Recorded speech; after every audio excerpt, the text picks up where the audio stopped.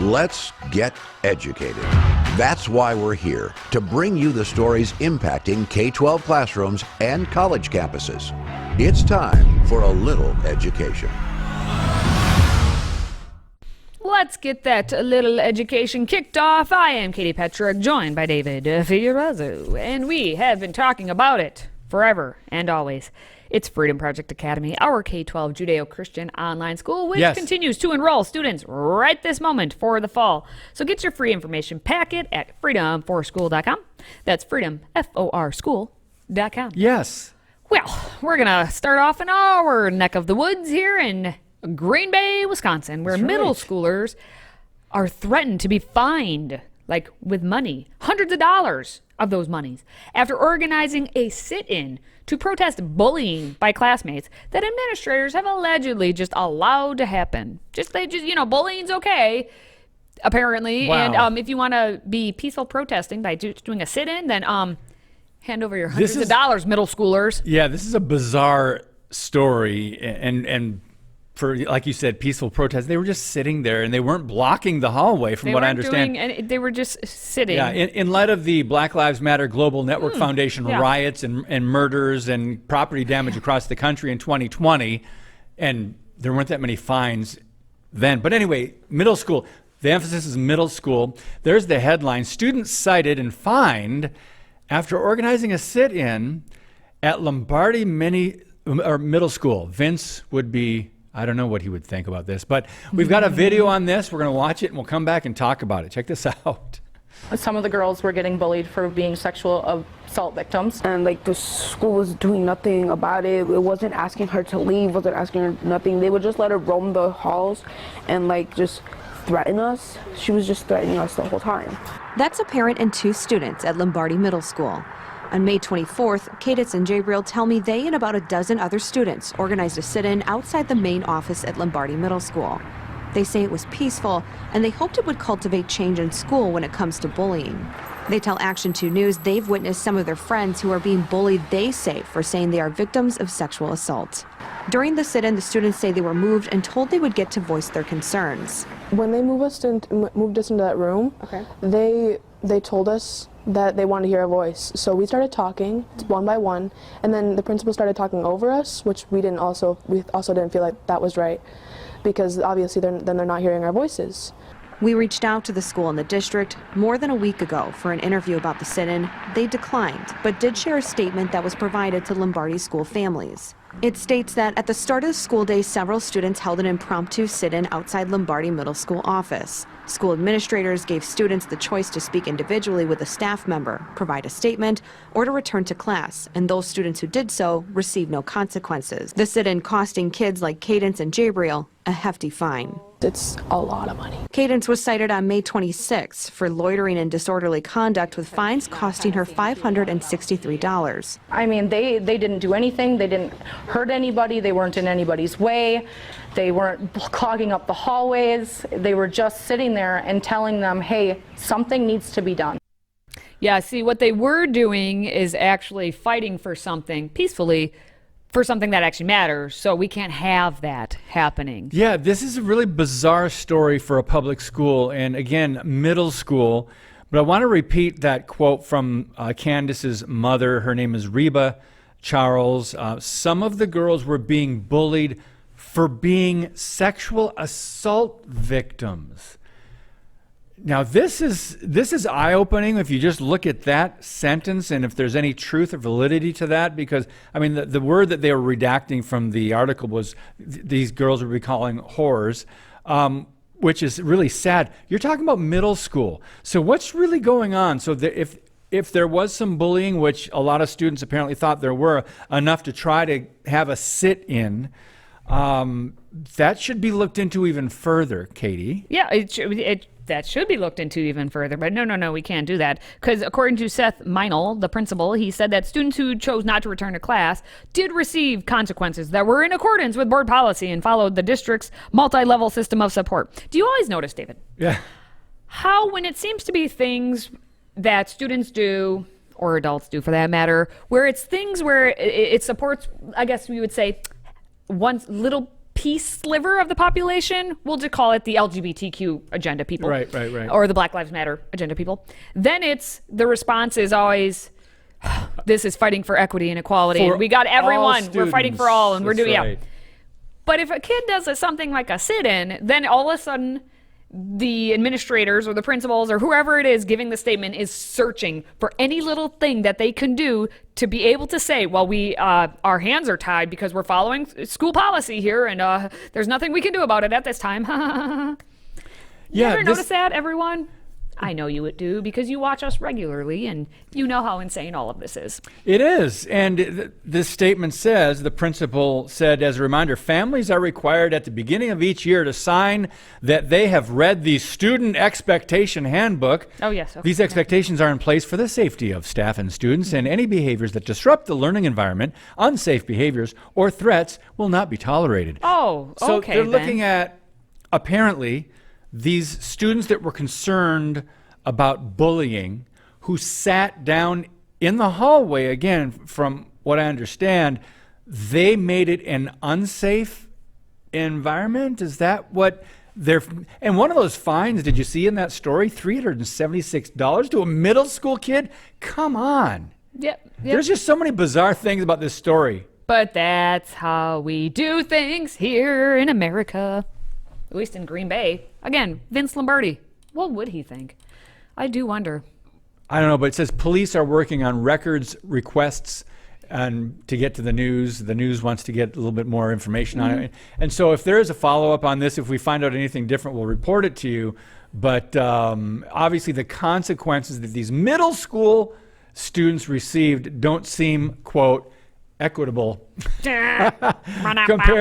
compared to other alleged bullying incidents at Vincent T. Lombardi Middle School.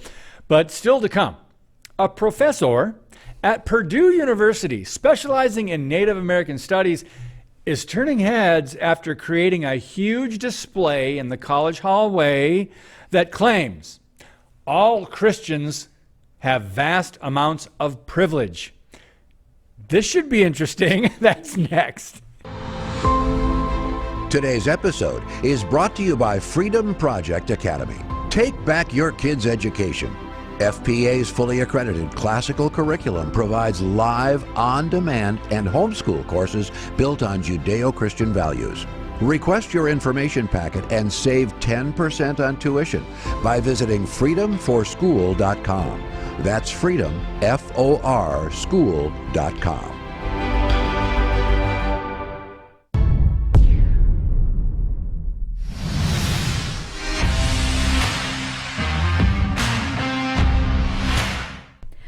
Goodness gracious, David. Yes. All of that Christian privilege is out and about again. Uh-oh. I'm looking at you. Now, a lecturer of Native American and Indigenous Studies at Indiana University, Purdue University, Indianapolis. So it's IUPUI. Oh, those people in Indiana. How do you understand your universities? Anyway, her name is Charmaine, or Charlie Champion-Shaw, created a campus hallway display that's entitled Understanding Christian Privilege, and it was showcased from at least October through all of the end of this school year that just ended here in May. So basically, wow, for 7, 8, 9 months, so maybe 8 months. So basically, it missed 1 month, September, of the whole school year. Or what? Well, it's down now. But anyway, Champion-Shaw is the director of the Office of American Indian Programs at IUPUI and has a passion, as she says, for teaching students about diversity and social justice. Oh, of course. She teaches Introduction to Native American and Indigenous Studies, Native American Women, and Native American Culture and Communication. Now, as her display stated so very clearly, Christian privilege is the idea that Christians receive inherent advantages in society, in school, in the workplace, and in public places due to the perception that Christianity is status quo, while other religions are not. Can we just put a camera, please, on David's face for the entirety of this? Because it's too good. As a result, other religions or attitudes about religion are marginalized, overlooked, or ignored altogether, or even perceived as troubling, problematic, or suspicious. David, no? Are we going to wait on your thoughts? I have more. I have plenty more. I had to take a breath. So the bulletin board linked Christianity to white supremacy and systemic racism, and also the university made no public efforts to remove the poster, so we can surmise that the administrators at the public universities went along with this idea that Christians were privileged. Yes, as it also states, that's the heart of the Christian privilege here, is that benefits that apply to one group of people, Christians, that other groups simply don't receive. Is there an example, a specific example anywhere? Oh, I'm sure. I'm All sure. right. Here we go. All right. Are you ready? Yep. Go ahead. Oh. Christians do not face systemic discrimination in the U.S. Oh my goodness. None. Zero. Religious diversity is not the same as Christianity being under attack, David. It's not. Christian privilege is directly connected to white supremacy, directly, and settler colonialism. Christianity is too often seen as synonymous with moral goodness. And to wield Christian privilege is often to weaponize religion against non-Christians. David, your thoughts? Okay. There's just too much to do in one short segment. Oh, Every one of those we could spend 5-10 minutes talking about, because the reason they can put all this out there, this propaganda, this garbage, these lies and exaggerations, I'll be kind, is because they don't know, they're not teaching true history. And the students in these hallways are seeing this, they don't know true history. That's how they can put this out there. So it's the Christians, it's the white man, it's our founding fathers who were white, racists and Christians. And I'm thinking, my goodness, have they not paid any attention to any of the surveys about declining, not just Christianity, but religion, the Judeo-Christian religion in America declining constantly?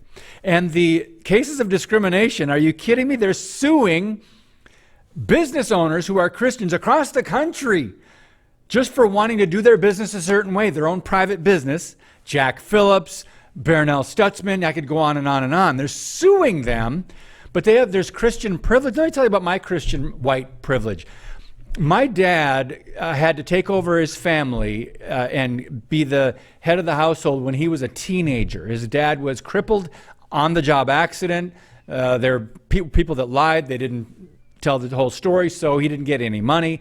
So my dad came from a very poor family in northern Michigan, and he worked his butt off, took care of the family. He was the oldest, paper route, odd jobs, carpentry, everything that he could do, and he ended up putting himself through college. And I could go on about some of the hardships, but Christian privilege. well, here's the deal, David, though. Was he a Christian? Yes. See, he's privileged. That's what... Sorry, none of that matters at all, apparently. But he's not alone, because there are other privileged groups in the U.S. that this professor points out. White people, able-bodied people, heterosexuals, males, middle or owning class people, middle-aged people, and English-speaking people. You're all privileged too. So goodness. You're not good. Who is not privileged? Oh, yes, all of the people that she supports, not who the entire country supports. But that's the Christian privilege checklist that she put out included saying, if you want to take the checklist and prove your Christian privilege there, some of the examples she put on there explaining how Christians are privileged too is that music and television programs pertaining to your religion's holidays are readily accessible. It's called the internet. Everyone you can get the internet now. And you can have everything readily accessible. So I don't understand the music and television programs one. Boom. Also, you can worship freely without fear of violence or threats. David, is that true? Yeah? So who's threatening? You mean that's showing if you can worship freely without fear of violence or threats, that's you showing your Christian privilege. That's all of it. All of that is, yeah. Isn't and that under a bumper the Constitution, sticker, by the way? Yeah. We don't read things like that. Oh, a bumper sticker supporting your religion won't likely lead to your car being vandalized. No, just having your car in San Francisco or any other major blue city will lead to it being vandalized. So there's that. But that's your privilege checklist right there, you Christians. They can't be this naive or ignorant. They can't be. So you almost have to conclude that this is an agenda-driven. By the way, they're talking about social justice. Again, friends, whenever you put a word in front of justice, it's most likely not true justice. God is a just God, and God is the author of justice and fairness and equity. I mean, it's a biblical concept. So they're twisting this and putting their social, whatever they want to deem they need their rights or they want more emphasis or whatever, they put that in front of justice. This is just really amazing that, first of all, that it was up for, 8 months, this bulletin board? Yes. Christian privilege? You want to talk about naivety. Okay. The dean of the School of Liberal Arts, where this was, Tammy Eitel, claimed to be unaware of the architect behind the controversial bulletin board. We didn't know who it was. How are we going to detect How did that this? get there? She said we're going to do an inventory of bulletin boards in the hall, Kavanaugh Hall, where it was, in preparation for removing the boards for the summer. And we're going to find out. And then the professor was like, "Yeah, it was me. I did it." Because what does she care? There's going to be no consequences for her. Exactly. And they don't even pay attention. But that's where we're at. Either way, coming up, Astounding. Here's a shocker. We have shockers on this show. The number of Americans who currently identify as socially conservative has reached the highest level in more than a decade. Oh my gosh, it's a true shocker. What? It actually is. We're going to discuss what this means and what it may be driving this increase next. Today's show is sponsored by our friends at MyPillow. Save up to 66% on pristine quality bedding, towels, slippers, signature pillows, and much more when you use the code EDUCATED. That's EDUCATED. Educated. Support this show and a great American company.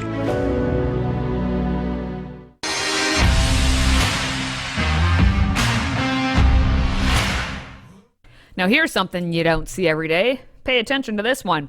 A new Gallup poll says that the number of Americans who identify as socially conservative has reached the highest level since 2012. Oh, wow, 2012. Huh. I wonder what happened in 2012 if there was a re-election of Yes, that's right. any certain president, and then A everything Marxist went president. downhill from there. That's right. There were such high hopes back then. In 4 years prior to that, there was hope. Hope and change, Hope right? and change. Hope And then and change. certainly did change. Yes. And we lost all hope. All right. The numbers are part of Gallup's Value and Belief Survey, which was conducted basically for 3 weeks in May, for most of May, with a random sample of 1,011 respondents. It found that 38% of Americans identify as very conservative or conservative, and that's up by 5% from just 1 year prior. All right. And that was up from 3% in 2021. So basically, it's been going up in the past couple years. And then that number, that 38%, actually tied with the 2012 numbers. Ooh, interesting. What has happened in like a decade's time? 11 years, but a decade's time since 2012. Anything that would make people think they should be maybe a little bit more socially conservative? Democrat socialism and Marxist policies and agendas that are attacking kids, and kids are not safe, children are not safe. There's legislation on trans surgeries for minors. Should we go on? They're funding abortion at record levels, even though Roe v. Wade was overturned. The abortion funding is that, you could go on and on these policies. Yeah, there's a lot going on. And yeah, 2012 is an interesting starting point for some of this. And the fact is, the pendulum has swung too far. The left has gone too far in what they were trying to get done. Are you saying they overplayed their hand? A little bit, just a little bit. But that's probably that Christian privilege showing through again. Oh, I tell you. Now, and this is exactly what we're talking about. The socially conservative number has gone up, and at the same time, what do you know? The very liberal or liberal numbers have gone down. So people are swinging back over to, where reality lives in sanity. So those Americans who identify as very liberal or liberal dropped down 5% from last year. So people are just like, never mind, you've done too much. I think they're like cutting off healthy breast tissue and shoving estrogen and testosterone into our children may just be a little too far for us. Look at the social issues. Yes. Now, Ideology. if you look at the social issue ideology by political party in the past couple of years, you can see that Republicans, you would think, are going to be more conservative than they have been. That number has dramatically increased on the Republican side. In the Democrats, they're basically stagnant. Yeah. What's happening is more, I think, probably independents are coming over. The numbers you always have to look for, everybody, just in case you didn't know, in the political world. Democrats are going to do Democrats. Republicans are going to do Republicans. It's what are the independents thinking? It's what are the independents thinking? They are the ones who are going to determine what actually happens because you're in your camp and they're in their camp, and it's the independents who could be like, well, this time around, I like more what the Democrats are doing, or I like what the Republicans are doing. So those are the numbers to take a look at.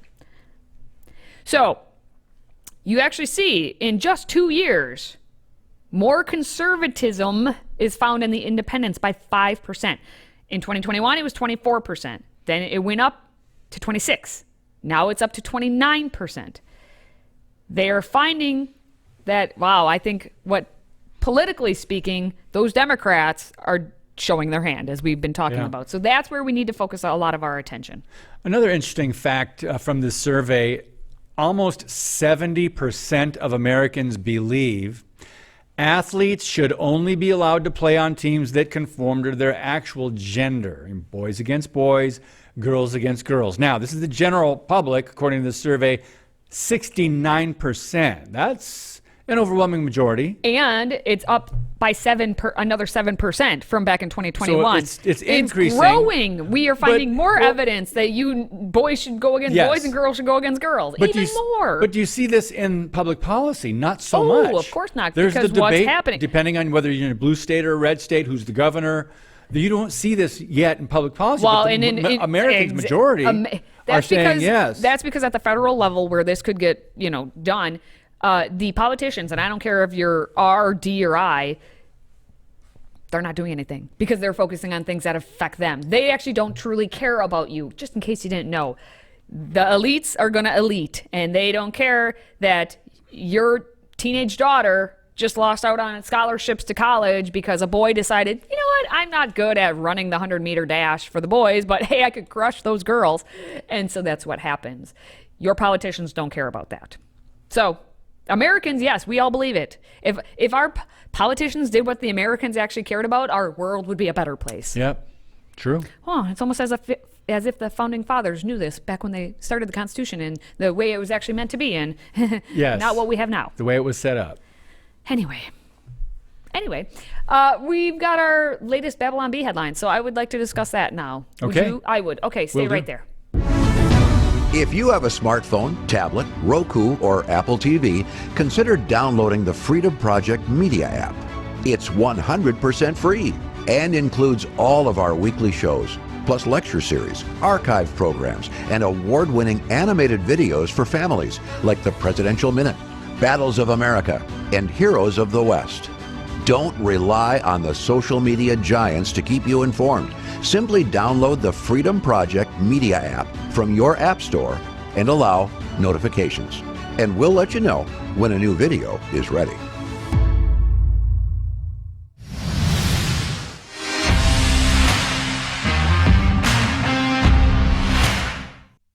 All right, before we wrap up this show for the day, let's take a look at everyone's favorite satire site, the Babylon Bee. Here are this week's top 5 Babylon Bee headlines. We picked our 5 favorite headlines, and we'll now decide which one should be named Queen of the Hive. And let's start with official state religion enters high holy days with the pride flag there in the middle at the White House. Yeah. Next, Biden institutes call to gay prayer 5 times a day facing San Francisco. Oh, no. Next, Oh, no. Biden updates Iwo Jima Memorial with pride flag. No. Next, child waves at his teacher and principal acting out bondage scene on pride parade float. And finally, sad Trump says he was just a few document boxes away from building a really cool fort. Oh, I like that one. Katie, all right, there's 3 of them that had an outburst from you of some kind. Wow. Yeah. Oh. That's what I say to Babylon Bee. Good job, Babylon Bee, but you stuck it to him on that. Yeah. I think Babylon Bee looks forward to June every year because the headlines are just so abundant for them. Yeah. Which is a sad state of affairs, but that was a nice little touch there with the Trump thing at the end. I'm surprised he hasn't said that himself. That sounds like an actual Trump statement. He would say, hey, you guys, I had a really cool fort I was about. It's going to be the next best thing ever. It's like Mar-a-Lago, but better. I can't do a Trump impersonation, Yeah. but No, you- anyway, no, I you don't know can't. which one. I don't have a favorite because Really? they were pretty good. Like I think all of. Okay. But okay, if you want to say one, 5 times a day prayer. Oh no, you know who that's because if Muslims? if you follow Islam, It's you not have making to, fun of Christians. No, you have to follow that. And guess who doesn't support everything pride? Muslims. The Muslims don't. Oh, So yeah.